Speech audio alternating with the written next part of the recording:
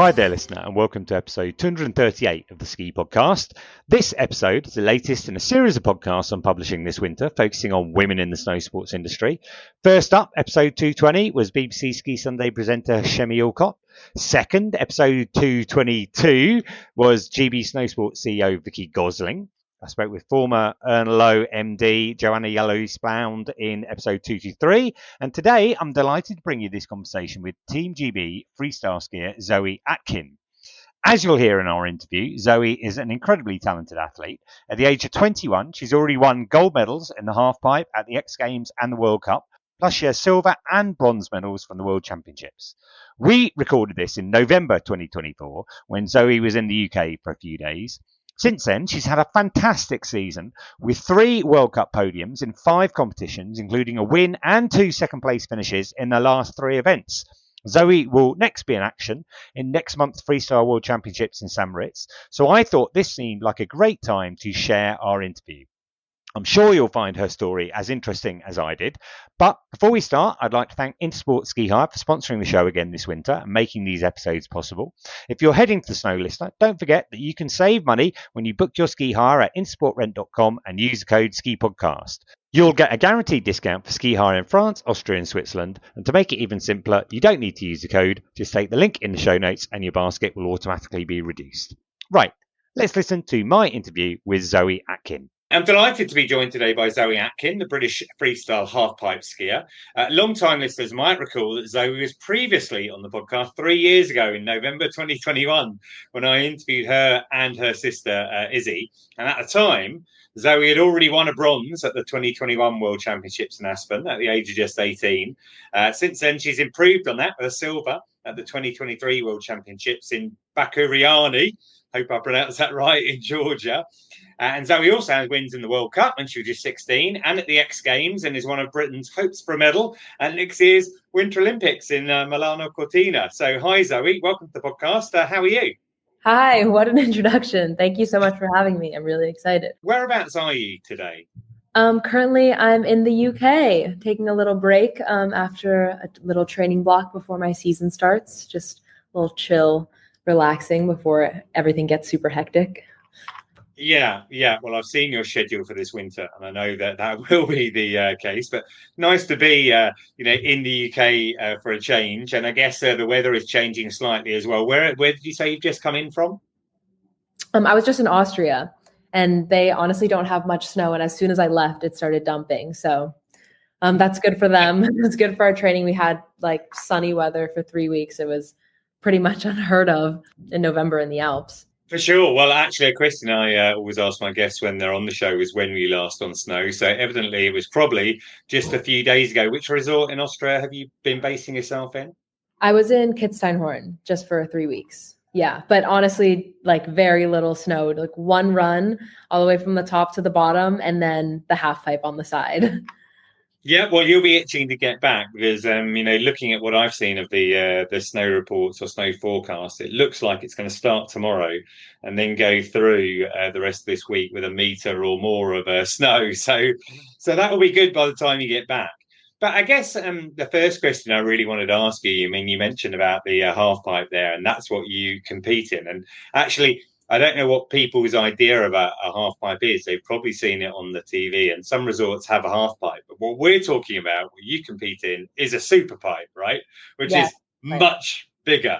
Yes, it's huge. It looks even bigger in real life. I went out to Cromontana a couple of years ago with my kids where they have a super pipe. And we went in it, and it's just ridiculous, the size of those walls. I was starting to get nervous going like halfway up the wall, not even getting anywhere near to the top. But my understanding is that there aren't actually many super pipes around to train in. Is that an issue for you? Yeah, definitely. There are very few in the world. It's a really niche sport. Like I tell people what I do and they're like, what is that? No, it's definitely very niche, but I think now we're getting a couple more in the world, more super pipes and also mini pipes, so smaller. So it's kind of more inviting, less daunting to get into it, which I think is really good for the growth of the sport. It's definitely huge. It's intimidating, but yeah, you can start just ski down the middle, and then eventually you can start going up the walls, and then eventually you start going 12 feet out. Yeah, exactly. Yeah, and I mean, what prompted you? You're a freestyle skier. You have other disciplines such as slopestyle available, or possibly even more frightening, big air. I don't really know. What prompted you to go for the half pipe? That's a really good question. I feel like I say this a lot. I feel like there's kind of a misconception about like extreme sport athletes that we're all just like crazy adrenaline junkies. But honestly, like maybe I am a little bit, but I do kind of feel like I was really drawn to the half pipe because of kind of like how precise and meticulous you have to be. Because if you have to get the pop off the top just right. If you don't pop enough, you land on the top and then bounce all the way back in. And if you pop too much, you land in the middle. So it's kind of such a small margin of error. And I find that kind of scary and exciting and like a really, I don't know, it's like an interesting place to like hone your skills. It's really fun. It's a little crazy, but I find it's a little exciting. Yeah, and there's a very narrow margin for error. I mean, I guess that's probably the case in all of these things, but much more so in half pipe, for example, than slope style. Yeah, there's I mean, it's a vertical wall, 22 feet tall, and you kind of launch off. I don't know if you've seen, I'm sure you've seen half pipe skiers. They launch off the top, and then we have to land back on the wall. But there's the deck on the top, which is a flat. So you don't want to land on the flat from really high up, and you obviously don't want to land at the bottom in the middle. It's all about timing, precision, flow, and to do that like 6 times in a row with all the tricks in a competition, like you got to be kind of in the zone. And it's interesting there that you mentioned the flow, because that's evidently a key part of it. But you've been training now in Austria at Kitzsteinhorn. How much time would you spend training actually in the pipe itself? I'm guessing you also train off maybe airbags and things as well.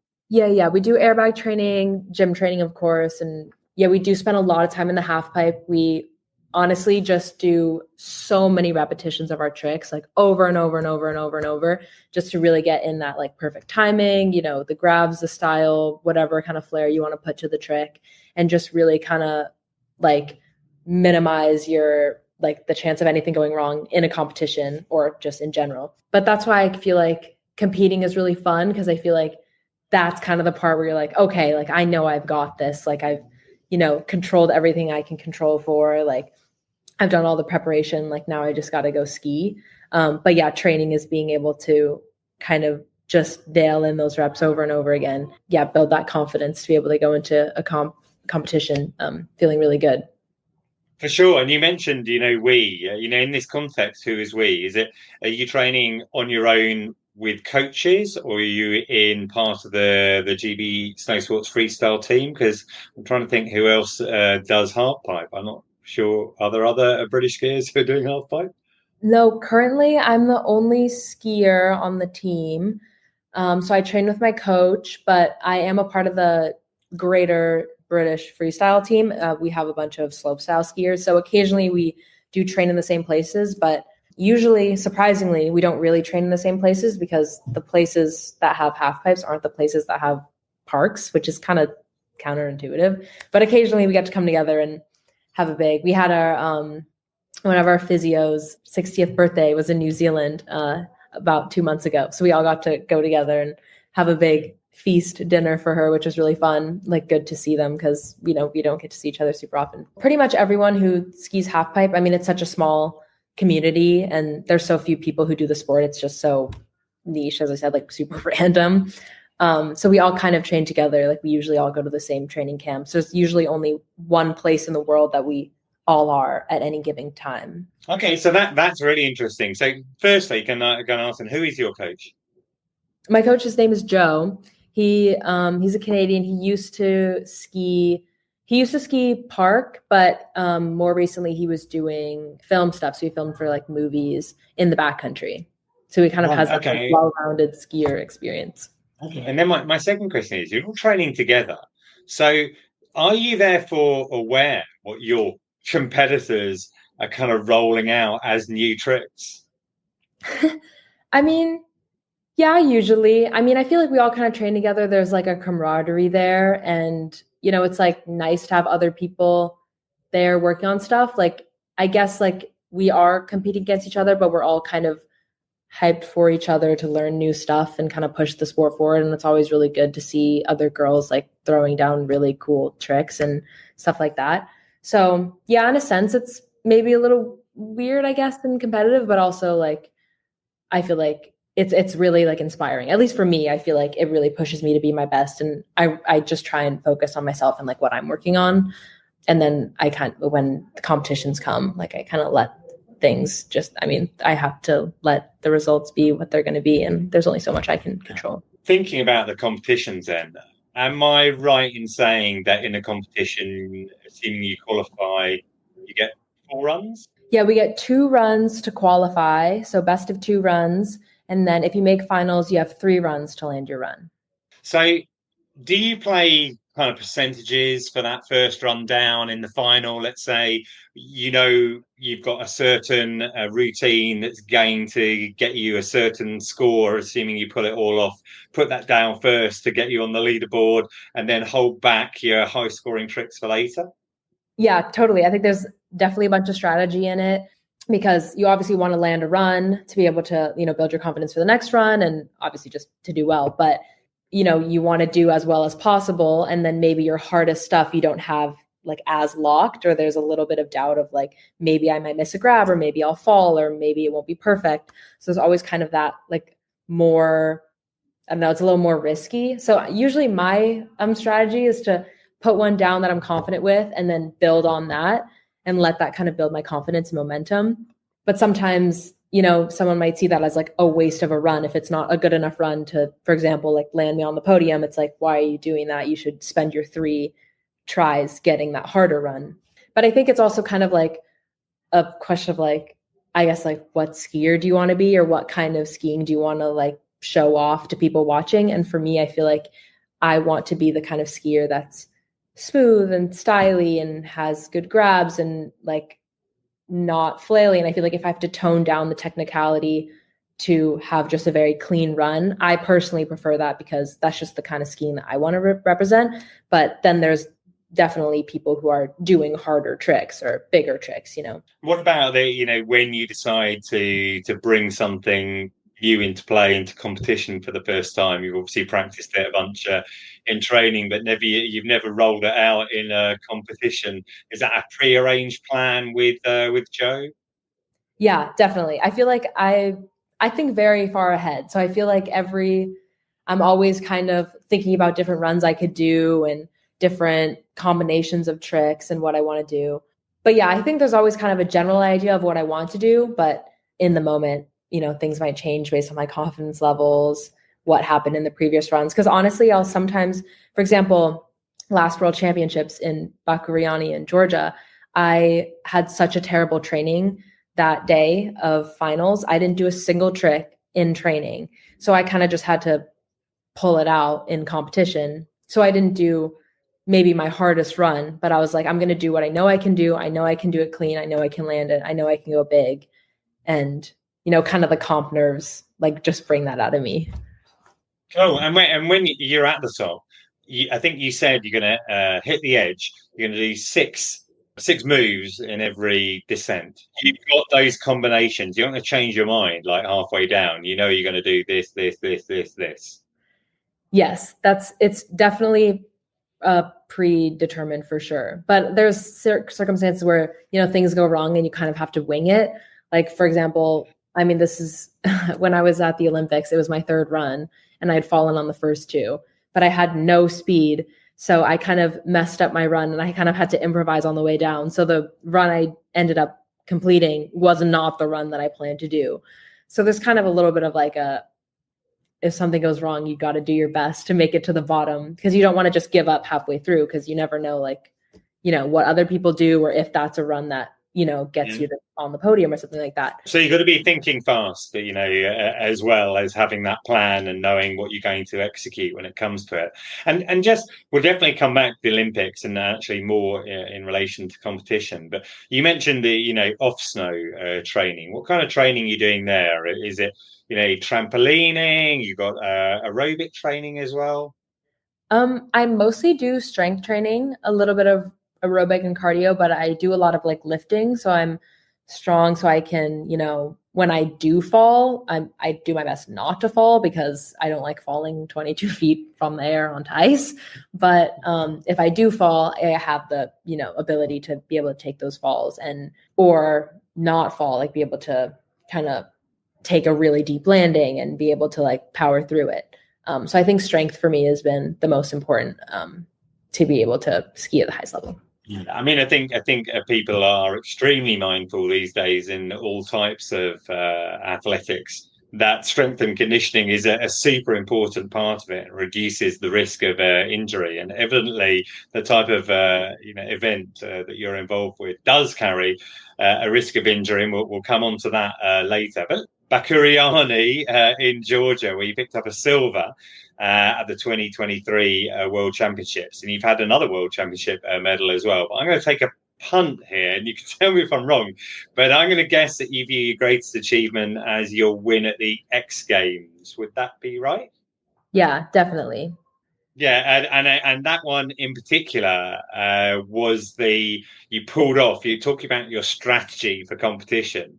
It was your last run where you pulled off the big run to secure that medal, right? Yeah, it was. It's an invitational only event, the X Games, as well, isn't it? So you get that email. I think I remember talking to Kirsty Muir, who said she had that email in our inbox. That's how it works. When that comes in, it must be pretty exciting, right? Yeah, so exciting. I remember the first time I got an X Games invite. In the general public's eyes, kind of the Olympics is like the pinnacle of our sport. But I think for people who are maybe more like core skiers, quote unquote, kind of see the X Games as our pinnacle event because it just has so much history with skiing and action sports. So I like grew up watching the X Games, and wanting to go and be invited was just like such a big thing. Yeah, that's definitely a focus for every year. While it doesn't happen every 4 years like the Olympics, it's every year. It's still like really important for us. So I think, yeah, that's definitely what I would consider my biggest achievement. And yeah, the last run when the pressure's on, that's a really good feeling to land. Sure. And, you had success again there this year with a silver. I mentioned Kirsty Muir just now. I think she won bronze at those same games, and I've interviewed Mia Brooks on the podcast as well. You're all a similar age. You've all, had success at the X Games. Do you actually, see them at all? Do you have much crossover with them?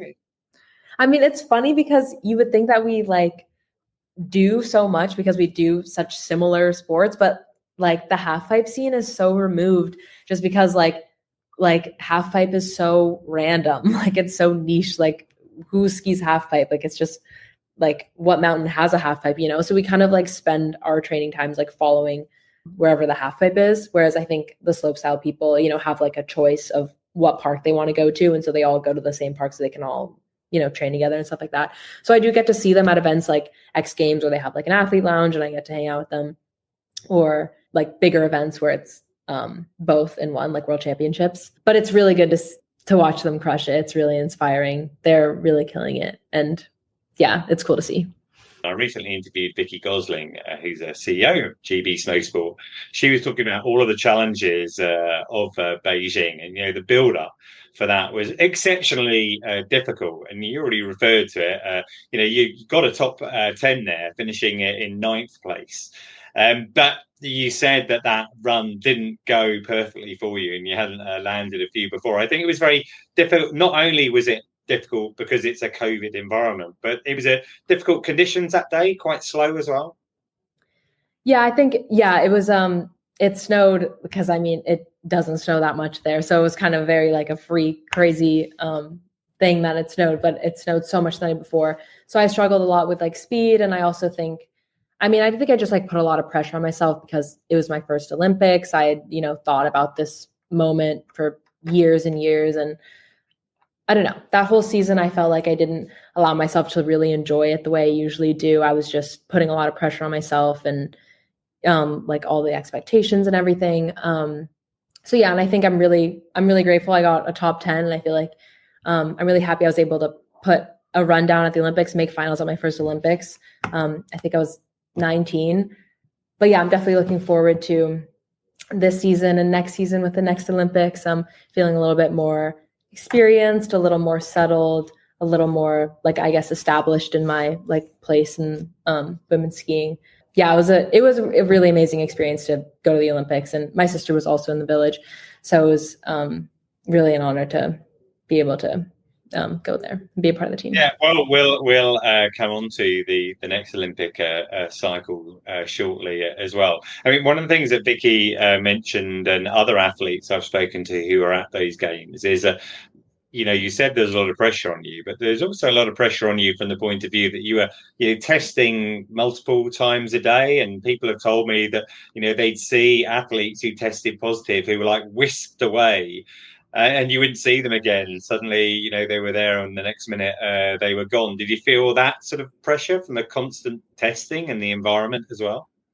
Definitely. I think it was just a weird situation. I mean, it was with the pandemic and everything, like no one really knew what was going on, and trying to focus on like performing at your highest level when all this stuff is going on. I missed my original flight to Beijing because my test didn't come back in time, my COVID test, so they wouldn't let me on the flight. I had to get a new flight, but there's no flights to Beijing because no one can fly to China because it's locked down, because everyone's locked down. And it's just all these, hectic things happening around you when you're trying to like prepare for like the biggest moment of your life. I feel like it's definitely kind of just a crazy experience. Like, and I feel like looking back now, I'm like, that was so crazy. At the time, I was like, just got to get through, focus on skiing and stuff. And now looking back, I'm like, that is so crazy, getting tested every day. Yeah, there's all these rumors going around. It's like, oh yeah, this athlete tested positive. Like they're like in quarantine now, all that stuff going on. So it's definitely pretty hectic, but it's cool, I guess, to be a part of that in a way, like kind of be a part of like a historical games in a sense. Like one hopes it was a unique event that won't be repeated. Yeah. Because not a great experience for the athletes and for everyone else across the world as well. But you mentioned you were at Beijing with Izzy, your sister, as well. And I mentioned earlier, when we last spoke, I spoke to both of you. Listeners might not be aware that Izzy was Britain's first skier to win a medal at the Olympics. She won bronze in the slopestyle at Pyeongchang 2018. But unfortunately, shortly after that interview we had in November 2021, she broke her pelvis shortly before Beijing. So I don't want to dwell on that or focus on her because I'm talking to you today. But I think that after Beijing, in that summer that year, the two of you took some time off and went traveling around Europe, and maybe they're able to relax a little bit more after that. Yeah, her breaking her pelvis, that was definitely a really, I mean, I don't want to speak for her, but I'm just very proud of her for, getting through the recovery of that. Like that's a really big event for her, obviously very stressful. She didn't make it out to the village, and I'm glad that we got to at least, spend time together in that village. And I feel like those are like memories I'll always cherish, like just being with her. Cause I feel like, I grew up skiing with her. She's always been my biggest inspiration in everything that I do. And it's always been a dream of mine to go to the Olympics, but because of her.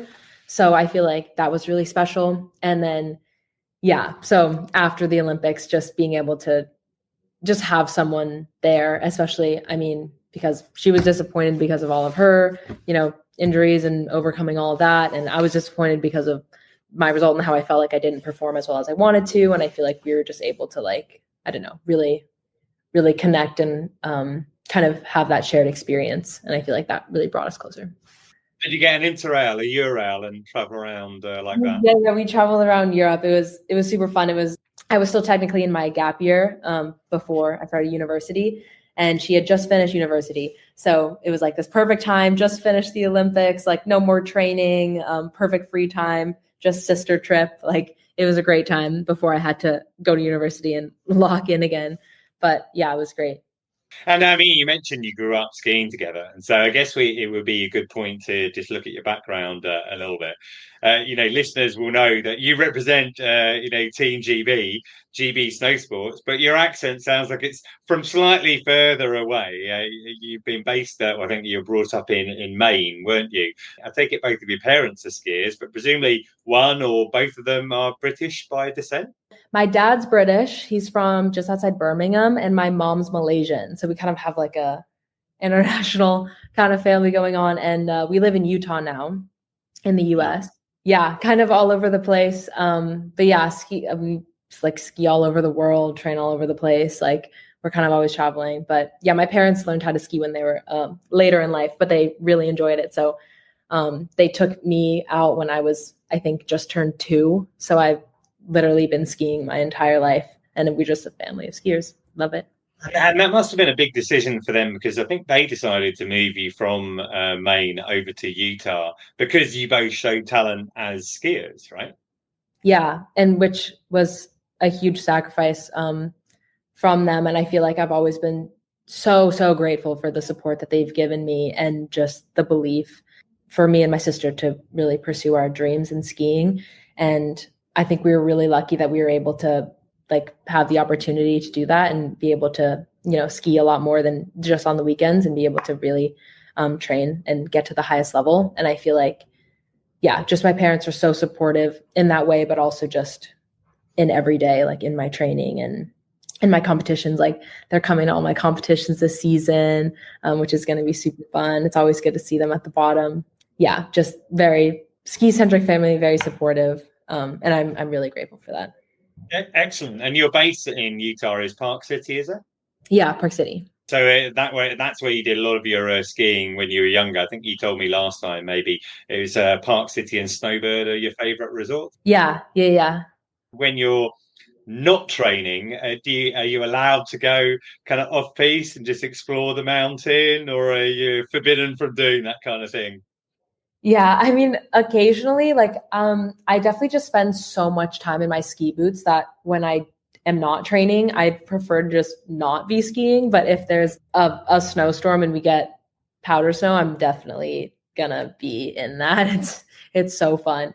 But honestly, I don't do a ton of free skiing. Only when the conditions are really good, because I'm a little spoiled with my snow in Utah. Yeah, the greatest snow on earth. It's on my bucket list to go and check it out at some point. And you already mentioned about being a student. You're studying at Stanford University.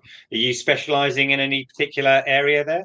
I'm really indecisive. So I haven't decided what I want to do yet. And we don't have to decide until a little bit later in our university careers. So we'll see, but I'm definitely really interested in psychology, as I've been working with, a sports psych for my sport. And I find that really interesting. And I feel like working with her has just like opened my mind to so many like interesting things going on in the brain.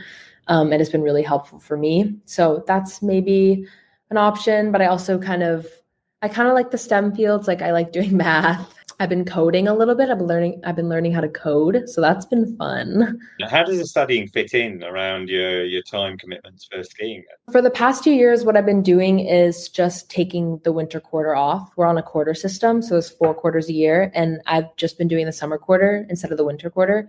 So the winter, I just have completely free of school to be able to ski, train, compete, do all the ski stuff. And then when the season's done, I go back to school and get to hang out on campus, use my brain a little bit. Yeah, so it's kind of separated.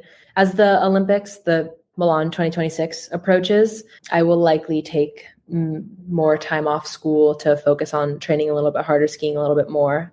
But we'll see. I'm kind of trying to play it by ear.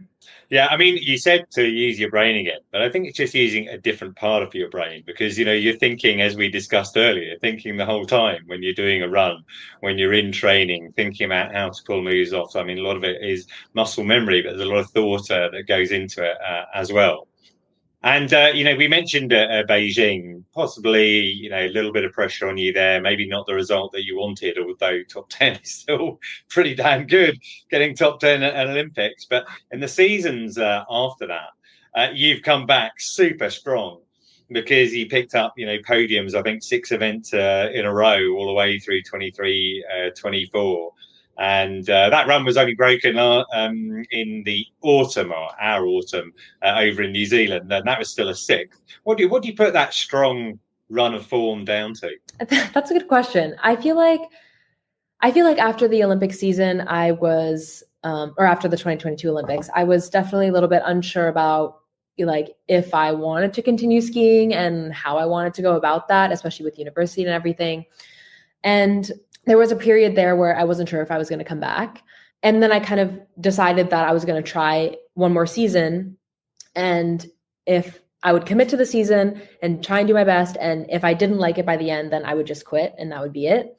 And I feel like being able to be like, okay, I'm just committing to this season. I feel like I was able to kind of take the pressure off of myself and be like, no expectations. I'm just skiing to see if I still want to do it. And I feel like I was able to find that kind of passion and motivation and just love for it again. And I feel like, just being able to take the pressure off of myself and because I think a lot of it's internal, and just being like, no matter what happens, it's okay. And that's when I won my first X Games gold. And then that just built so much confidence for me. And then the momentum took. And I just feel like since then I've been feeling a lot, better about training, a lot more just passionate for it. And I feel like being able to take a step back for a second was really helpful for me. Well, that's great. I mean, you mentioned, you work with a sports psychologist and you're interested in that psychology side of things. We see it in all different sports, and I guess probably, in life in general. I guess you probably spend a lot of time doing positive visualization prior to competing. Definitely, yeah. I think, honestly, the mental side of skiing is what I struggle with the most. I think I struggle a lot with fear and overcoming that, and also just being in a positive mindset. And I feel like for me, I think momentum is really important. And the visualization, as you said, and kind of it's like that self-belief, and you can only really believe in yourself if you've kind of established that, confidence, like a reason to believe in yourself. And that's kind of an ongoing process. You're never going to be like, okay, I'm like, whatever, like I'm so confident I could do anything. It's always like, okay, I can do this. Now I can do this. Now I can do this. And you're constantly kind of stepping it up, like building that momentum, and it kind of snowballs. Yeah. I find that being able to talk through with my sports psych about things like that, and, how I'm feeling, and trying to like optimize and control everything that I can control has been really helpful. Well, it's been a great run of form, and this winter's World Cup is starting shortly. I think in early December you got your first event over in China, and then also this season, as well as the World Cup events, there's the X Games again. I think you've had that email to go out to the X Games, and that'll be in January in Aspen, and then the season will finish off with another World Championships going to be in Engadin in Switzerland this year, and that will be towards the end of March. So there's probably 6 major events, or 6 big events that you've got this winter. Do you have a plan? Do you have a priority at all within that? I'm definitely X Games. Obviously, it's always a big one for us. And then, World Championships, because that's only every 2 years. I think it's just going to be an exciting season going into like the season before the Olympics and building up to that. And I think for me personally, I'm working on a couple new things that I want to put in my run. So I'm going to be focusing on that to try and step up a little bit, which should be exciting. I'm honestly just feeling really excited for the season to get after my last 3 weeks of like straight sun training. I'm frothing to get back to competing. So I think it'll be fun. So after this, you had that training spell over in Austria. And I'm guessing, I'm looking at my calendar here, we're probably saying it's about 2 weeks away that you need to be in China. How far in advance of the event will you go out there? Only a couple days. We go there, we get a shuttle to the resort, which is a couple hours away from Beijing. And then, we start training and qualifying, and then finals. Will you have a European base in between times, or will you go back to Utah? I'm here right now, and then I'm going back to Utah, and I'm flying that way, like around the Pacific. So a nice time to chill and relax before the season, because once China starts, it's pretty go, go, go. And you referred to Milan Cortina 2026, the next Winter Olympics. I presume that you do need to hit a certain minimum thresholds this season to qualify for that, right? Yeah, qualification starts, I believe it starts in China. But honestly, I'm trying not to think about it. I feel like I'm just going to do my best to ski as best as I can and focus on what I can control. And then I think the qualification will take care of itself, hopefully, as the season progresses. It's exciting because to me, it feels so far away because I'm focused on this season. Yeah, it's coming up. It's crazy. I can't believe it's been 2 years since the last ones. It's crazy. Evidently, we wish you all the best from Team GB, the Ski Podcast listeners, etc. And I don't want to make too big a thing about it. However, I know Kirsty Muir is coming back from injury at the moment. Mia Brooks has got a great record as well. All of you potential medalists out there, but let's just see how this season goes. Take each event at a time in the meantime. So we'll be following you over the season. Thank you very much for your time today. And I wish you all the best for this winter, Zoe. Thank you so much. I appreciate it. And thank you for having me. It was really fun. Well, I hope you enjoyed that interview. I enjoy all feedback about the show. I'm always interested to hear what you think. So please do contact me on social at The Ski Podcast or by email, theskipodcast@gmail.com.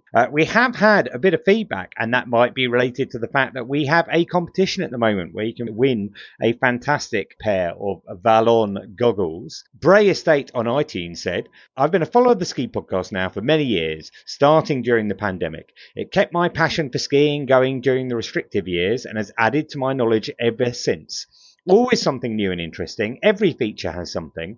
Iain presents with great sensitivity, tackles issues close to my heart, and interviews with great talent, managing to seamlessly weave his own experiences and knowledge into conversations. Keep up the good work. That's very kind of you, Bray Estate. Also, Elizabeth Rose said, this is a lifesaver podcast, getting me through to April for my next ski trip. Enjoying listening to the back catalogue of amazing content. I like all bits, snow reports, specials and feature interviews, equipment reviews, regular guests, new guests, etc. Thanks for raising awareness of climate change and the focus of women in snow sports and outdoor mountain activities. I'm looking forward to taking my family to some of the new places suggested, possibly by train or EV, and be brave enough to try ski touring. Thanks from Elizabeth. Well, that is very kind of you. If you want to stand a chance of winning the Vallon goggles, just leave a review on iTunes or on Spotify. There are now 250 episodes of the Ski Podcast to catch up with, and 190 of those to listen to in the last week. If you've enjoyed this episode, why not go to theskipodcast.com, take a look around the tags and categories. You're bound to find something of interest. In the last week, 63% of our listeners are in the UK. 14% were in the States, and everyone else spread as far and wide as Ethiopia, Antigua, and Lebanon. If you like the podcast, there are 3 things you can do to help. You can follow us, look for that button, press it now, give us a review or leave a comment, Apple Podcasts and Spotify. That'll put you in the draw as well to win the goggles. And book your ski hire with Sport Rent using the code SKIPODCAST or take the link in the show notes. You can follow me at Skipedia and the podcast at Ski Podcast. And you can also follow us on WhatsApp for exclusive material released ahead of the podcast. Look in the show notes for that link. I'd like to thank Zoe for giving up her time to join me. And finally, listener, thank you for joining us wherever in the world you're listening right now. And until next time, goodbye.